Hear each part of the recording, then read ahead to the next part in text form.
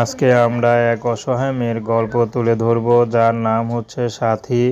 সাথীর বিয়ে শাদী হয়নি। সাথী থাকে সৎমায়ের ঘরে। সৎমা খুবই কষ্ট দেয়। সাথীকে যে একটু আদর করে ভালোবাসবে সেই মানুষটা নেই। সাথীর বাবা থাকলে হয়তো ভালো থাকতো, কিন্তু তার বাবাও মারা গেছে। তো সাথী এখন ইউটিউব এসেছে ভালো একটা জীবনসঙ্গীর আশায়। যদি সাথী ভালো একটা মানুষ পায়, সে বিবাহিত হোক, এই মুহূর্তে সাথী তার কাছে যেতে রাজি আছে। সাথী পড়াশোনা করার খুব ইচ্ছা ছিল, কিন্তু সৎ মা ছোট থেকে কষ্ট দিতে দিতে এই পর্যন্ত বড় করেছে।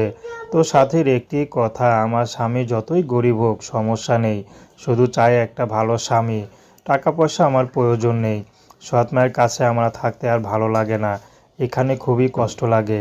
এর থেকে ভালো যদি বিবাহিত বা কোনো বয়স্ক পুরুষ সাথেও থাকি, তাহলে সেটাও সুখের হবে, কারণ সে তো আমার স্বামী।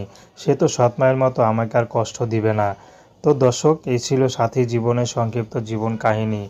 তো প্রেম, ভালোবাসা, সাহায্য, সহযোগিতা, বিয়ে শাদী করা একান্ত আপনাদের ব্যক্তিগত ব্যাপার। আসুন আমরা 5 ওয়াক্ত নামাজ পড়ি সর্বদাই।